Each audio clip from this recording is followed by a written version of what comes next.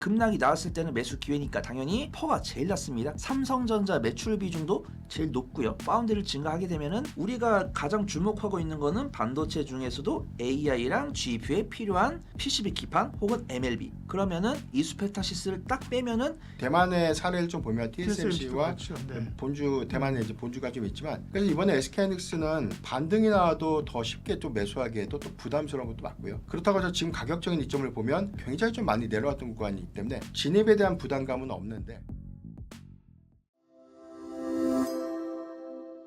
의구심을 좀 갖고 있는 이유가 네. 삼성전자가 실적 발표를 했는데 주가 밀렸습니다. 예. 근데 거기서 밀린 게 아니라 그 시점부터 주가가 계속해서 재차 좀 하락을 좀 했는데 사실 우리가 삼성전자의 2분기 실적에 대한 내용들을 보면 일회성 비용 효과 때문에 컨센서스를 좀 하회할 것이다. 이런 전망들이 좀 나왔지 않습니까? 네.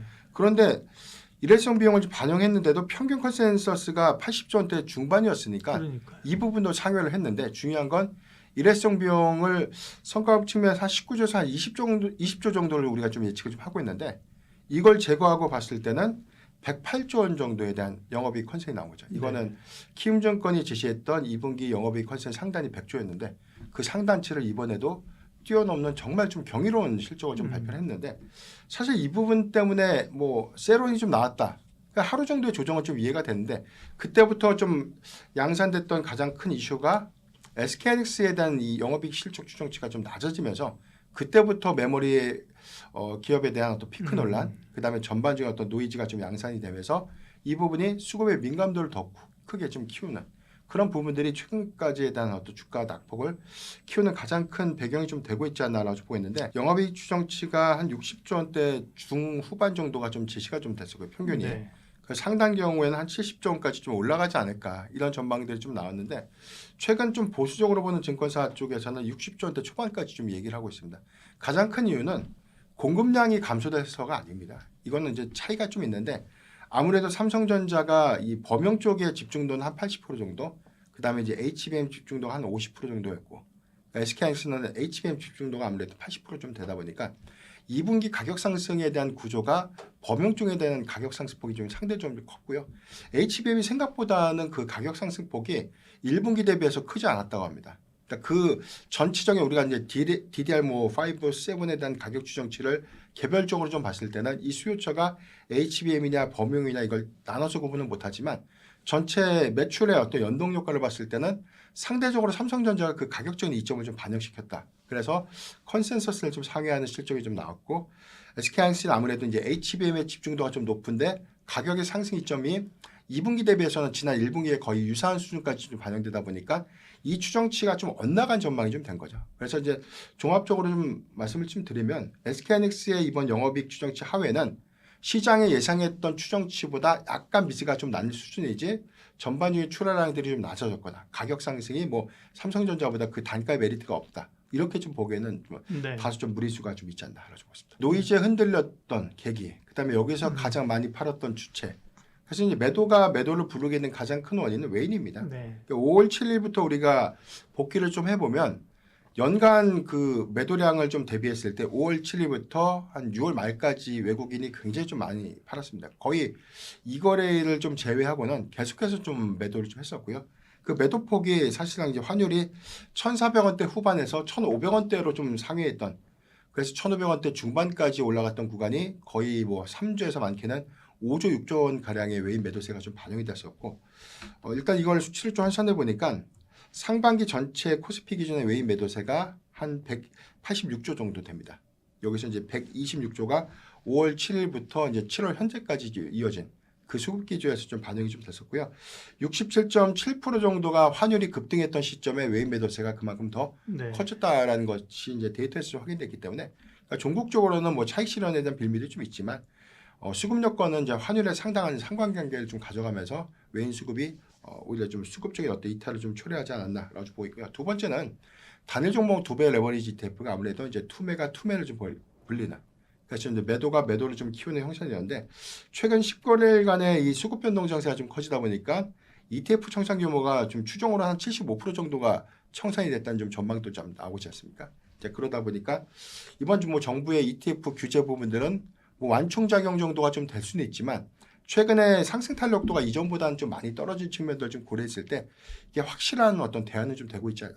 대안으로는 뭐 일단 아직까지는 좀 크게 반영되고 있지 않나 그렇게 좀 보고 싶습니다. 장비를 말씀드릴까 소부장을 말씀드릴까 하다가 장비는 저번 달에 말씀드리면서 제가 테스를 탑픽으로 소개를 드렸고요. 그러면 소재랑 이제 부품 쪽 봤을 텐데 실적 퍼포먼스는 소재보다 이제 부품 쪽이 더 나은 것 같습니다. 왜냐하면 선택폭도 넓고요. 소재는 뭐 한솔케미칼이나 뭐 동진세미캠이나 솔브레 요 정도밖에 좀 선택폭이 없는 것 같고 네.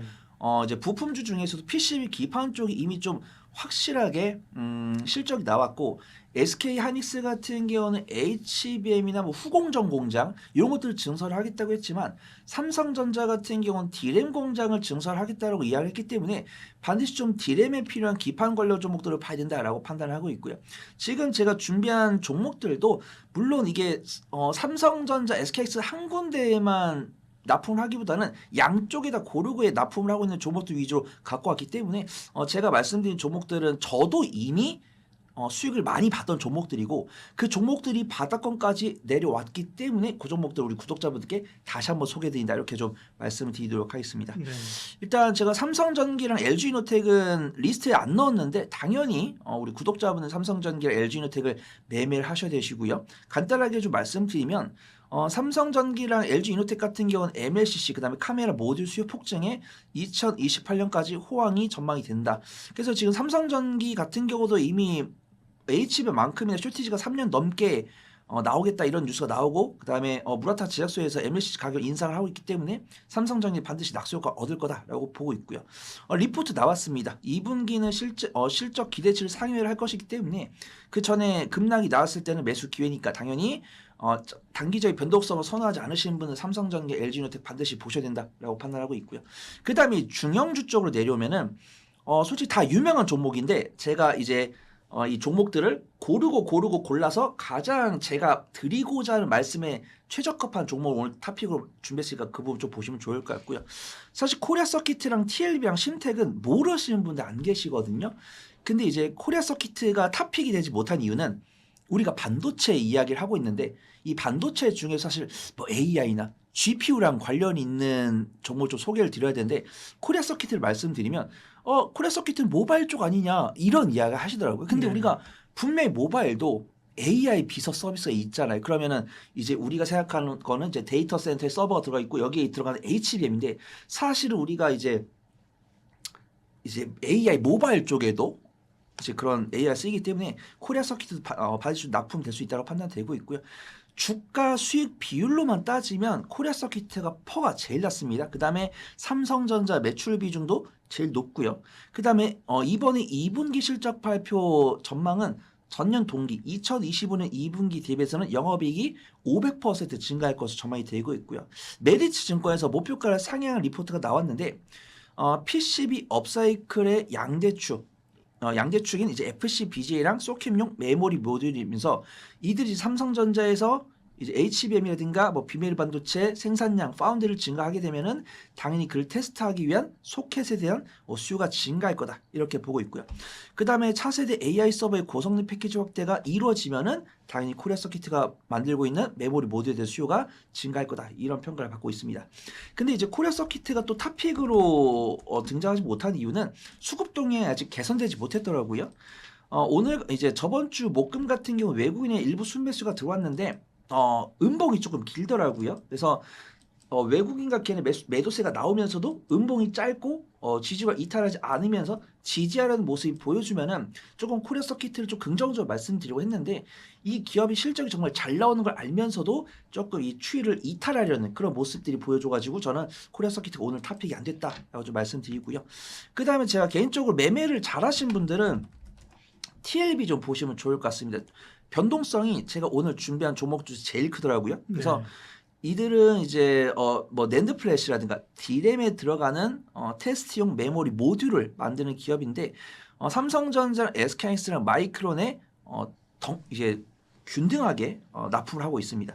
2분기 실적 전망치를 보니까 전년 동기 대비해서 영업이익이 100% 정도 향상이 될 거다 이렇게 보고 있고요. 고다층 PCB 이제 MLB라고 하고 이제 서버용 기판수에 대한 확대가 기대감이 있다. 그 다음에 또 이 TLB가 만들고 있는 MLB가 일부는 엔비디아에 들어가고 있습니다. 오늘 이수페타시스를 말씀 안 드렸는데 이 엔비디아에서 필요로 하는 MLB의 70% 이상은 이제 이수페타시스 납품을 하고 있고 그 30% 중에서 일부분은 TLB를 하고 있기 때문에 TLB도 역시는 엔비디아 관련 밸류체인이 될 수 있다라고 말씀드리고요. 이 종목 역시도 리포트가 나왔습니다. 인공지능 서버용 차세대 테스트 기판 수요가 늘면은 TLB의 실적 전망치가 크게 상향될 것이다라고 보고 있고요. 그 다음에 소캠 사업 성장 속도도 TLB의 성장 모멘텀이 될 거다. 이렇게 보고 있습니다. 네.